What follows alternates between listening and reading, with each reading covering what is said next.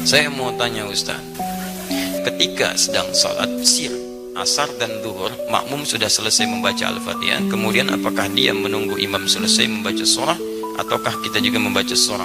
Bagaimana kalau surah yang makmum baca berbeda dengan imam? Dalam salat makmum dengan imam, kita bisa lihat kondisinya. Pertama, ayat-ayat yang mengisyaratkan, bahkan hadis-hadis mengisyaratkan dalam kondisi makmum mendengarkan bacaan imam.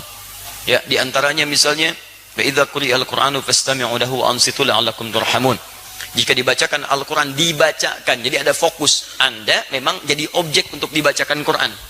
Ya, fastami'u, Anda diam, berhenti. Wa ansitu, ansitu itu lebih kepada diam, fokus, berhenti.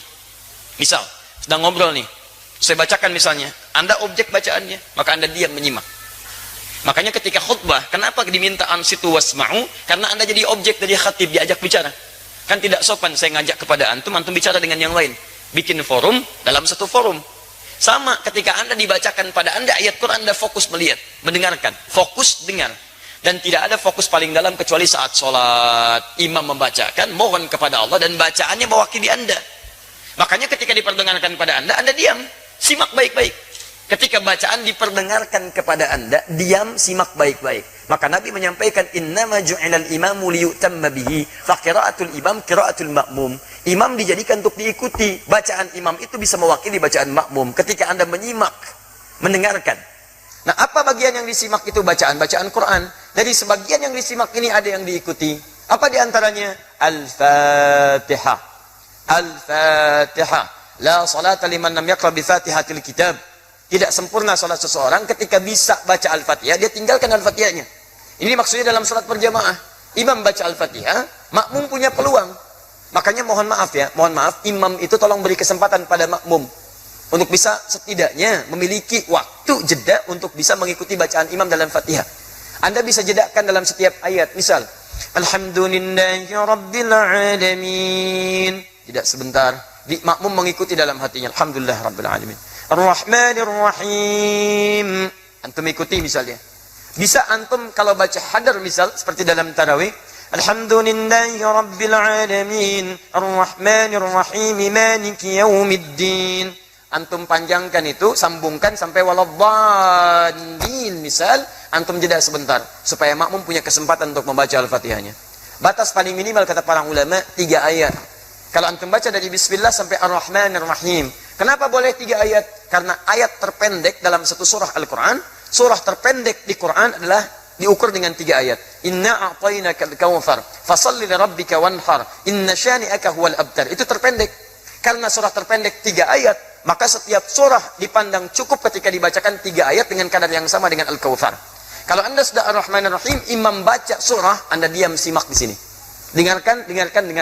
Itu yang dimaksudkan. Di Al-Fatihah diikuti, adapun surah setelahnya Anda dengarkan dan simak dengan baik. Paham sampai sini? Baik. Jika tidak mampu mengikutinya karena sudah ruku, imam meruku, Anda nggak usah baca Al-Fatihah. Karena imam itu diikuti, imam ruku, Anda ruku. Imam sujud, Anda sujud. Jadi begitu Anda misalnya datang sholat, misal kita kasih contoh, antum imam, Bismillah. Ini kiblatnya ke sini mas. Nah, ya. Baik, ruku. Nah, datang ini. Masbuk. Bismillah. Baik, lihat baik-baik. Sebentar, pertanyaan saya, kenapa antum masbuk? Hah? Orang lain bisa tepat waktu, antum masbuk, kenapa antum masbuk? Jangan dibiasakan mas, sholat itu penting. Antum dahulukan kepentingan akhirat. Jangan diulangi lagi ya. Yang lain bisa datang tepat waktu, antum masbuk, luar biasa. Siapa nama antum? Mas Faiz, bukan masbuk. Jangan masbuk, ya Mas Faiz. Jangan diulang ya. Awas antum, hati-hati. Cita-cita masuk surga, masbuk lagi. Tahan sebentar, antum sedang sholat. Ini posisi sedang rukuk. Beliau datang terlambat, ya. Nah, begitu beliau datang, kemudian takbir, karena sholat dibuka dengan takbir. Takbir. Allah.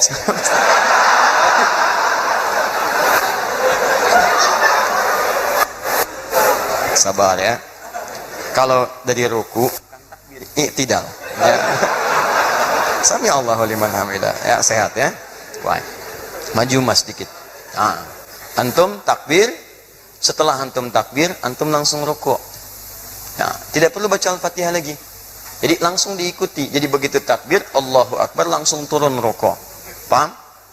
Baik. Nah, jadi posisi semacam ini sudah dihitung 1 rakaat. 1 rakaat. 1 rakaat itu artinya rukuk itu dari kata rak'ah. Semua ulama sepakat kalau makmum sudah mendapati rukunya imam maka dihitung 1 rakaat. Karena rukuk berasal dari rak'ah. Dan rukuk ini sudah bagus, teman-teman, naik sedikit. Nah, segini. Ukur segini ya. Dilurus sampai ke sini, sampai kalaupun disimpan bejana di atasnya, kemudian dituangkan air, itu tidak goyang. Ada airnya, Mas ya, hati-hati. Ya. Nah, antum boleh duduk. Tidak. Baik pemirsa, jadi contoh ruku semacam ini, ruku yang bagus. Hati-hati Mas ya. Ah, sudah. Terima kasih. Nama siapa? Lukman. Lukman. Baik. Nama antum disebut di Quran surah keberapa? Ah, sudah. Ya. Surah 31. Baik. Insyaallah antum malam ini akan mendapatkan hadiah khusus spesial buat Lukman. Kita akan berikan mushaf khusus dan kita doakan dengan mushaf itu bisa hafal Quran insyaallah ya. Baik. Sudah menikah? Alhamdulillah. Baik.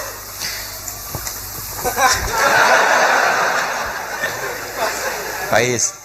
Baik. Jangan masbuk lagi ya. Teruskan. Baik. Jadi antum langsung ikuti, kemudian bacaan rukuknya ikuti itu. Sekarang persoalannya, bagaimana kalau sholat sir?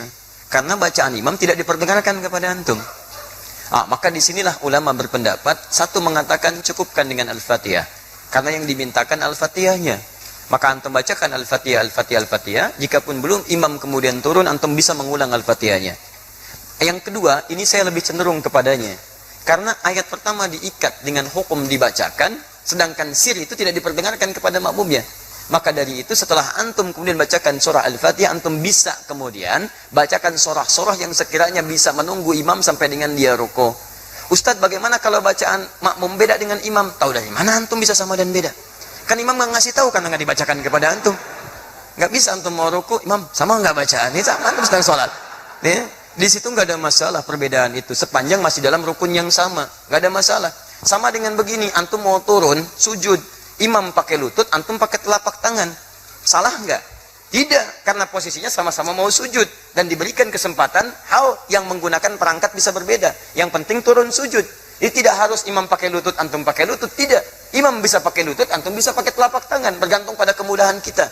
Imam telapak tangan, antum pakai lutut. Yang salah imam pakai lutut, antum pakai kepala, itu yang salah. Jelas ya? Di dalam konteks ini, itu silahkan seperti tadi yang kami sampaikan. Lukman, sami Allahu liman hamidah.